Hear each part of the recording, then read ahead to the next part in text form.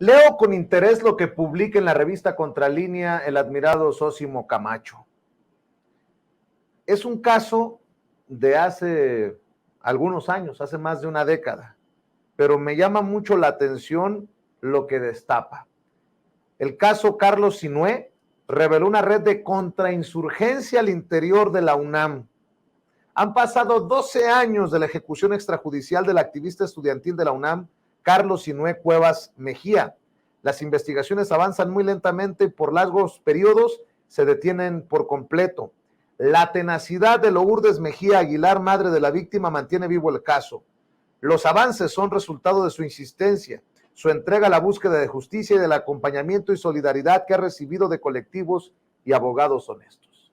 Hablemos de este tema, porque esto es importante.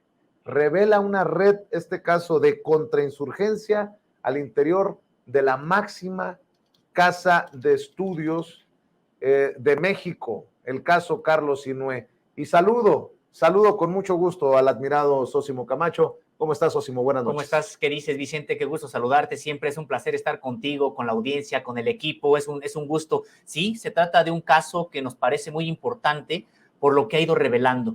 De manera, pues, trágica, tendríamos que señalar que no se sabe hasta la fecha quiénes son los perpetradores, ni materiales, ni intelectuales de este caso, de esta ejecución extrajudicial, pero lo que ya revela el expediente, pues sí señala, Vicente, como bien lo comentabas, pues que se trató, primero, de una ejecución extrajudicial porque hay involucrados integrantes del antiguo Estado mexicano. Hay que recordar que esto ocurrió precisamente en 2011, en pleno sexenio de Felipe Calderón.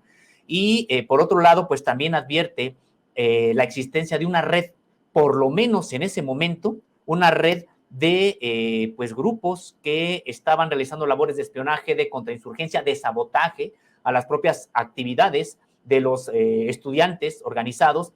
Entonces, esto ha trascendido incluso lo que ya de suyo es de mucho interés para nosotros, que es claro el dolor que ha generado la ausencia de Carlos Sinué entre la madre, entre su madre, entre sus familiares, amigos, sino que además ha trascendido ya a otro ámbito en el que pues se da cuenta de que autoridades, pues incluso involucradas en ese momento de la Fiscalía General de la República, Fiscalía General de Justicia del entonces Distrito Federal, pues estuvieron ocultando pruebas, falsificando algunas otras, sembrando otras, todo con el objetivo de que, Vicente, pues todo indica de que nunca se supiera qué fue lo que realmente ocurrió.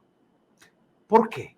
Porque este personaje era el blanco y por qué esta hazaña con lo que estás mencionando, Zósimo. Es parte, Vicente, de lo que también no se explica aún las propias investigaciones. Sí hay que señalar que era un activista ahí en la Facultad de Filosofía y Letras que participaba en varias luchas, incluso apoyando algunas luchas que estaban fuera incluso de la propia universidad, como el caso de la autonomía en San Juan Copala, por ejemplo, los triquis de San Juan Copala, y otra serie de movimientos con los que se estuvo solidarizando. Sin embargo, en efecto, se trata de una hazaña. Hay que señalar que fueron 16 impactos de bala los que recibió su cuerpo con armas de uso exclusivo de las Fuerzas Armadas, calibres 45 y 9 milímetros, y que previamente a estos hechos, él ya había denunciado que estaba siendo acosado, enfrentó 7 campañas de desprestigio, incluso empezó a escribir una bitácora. A su madre incluso le decía, es que siento que me van a matar. Y finalmente, de manera trágica, pues ocurriría un día como hoy, pero de 2011, al bajarse del autobús que lo llevaba a su domicilio en Topilejo. Tú tuviste acceso al expediente, Zósimo, y llama la atención de lo que escribes, esto de la detención de 2 sospechosos en Ciudad Universitaria luego del crimen. Integrantes de la propia comunidad estudiantil identificaron a estas 2 personas que acosaban a Carlos Sinué previo al asesinato y que se hacían pasar por estudiantes para estar presentes en las asambleas. Y esto es lo que me resulta más preocupante. Alumnos y alumnas retuvieron a los señalados para entregarlos a las autoridades y los retenidos lucían tatuajes con motivos nazis. No pudieron acreditar su pertenencia a la Facultad de Filosofía y Letras de la que supuestamente eran alumnos. ¿Y entonces? Así es parte de estas irregularidades impresionantes en el propio caso, porque todo indica que desde un principio se trató de encubrir a los perpetradores, tanto intelectuales como materiales de este hecho. Estos personajes de los cuales, Vicente, para que no después digan que se están interrumpiendo las investigaciones, afectando, etcétera, no diré los nombres, por supuesto los tenemos, los conocemos. Estos personajes fueron en ese momento detenidos por integrantes de la comunidad universitaria, porque ya se había dado cuenta de que habían estado acosando durante mucho tiempo a Carlos Sinué.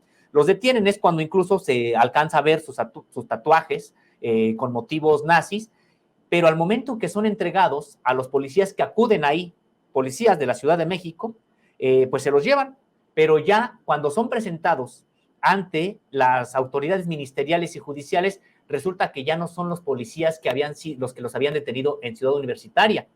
Ahí ya, al conocer el expediente, se asientan nombres distintos de policías que los entregan.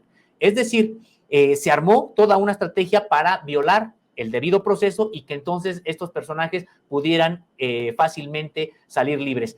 Te adelanto algo más, uno de ellos está relacionado con el ejército mexicano, está acreditado, es parte del propio expediente y que finalmente esa línea que había, ellos reconocen que reportaban ahí, que reportaban a superiores de las actividades, pero esa línea prácticamente ahí no se cierra porque el expediente todavía está abierto, pero prácticamente se queda en pausa.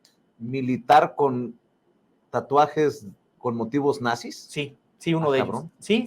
Y digo, es parte del expediente al que hemos tenido, como bien comentas, acceso en algunas de sus partes y pues aún más todavía que al momento que es asesinado Carlos Sinué, al lugar de los hechos se presenta un militar también, que se identifica, eso está en la bitácora, que después se entrega y es parte del propio expediente.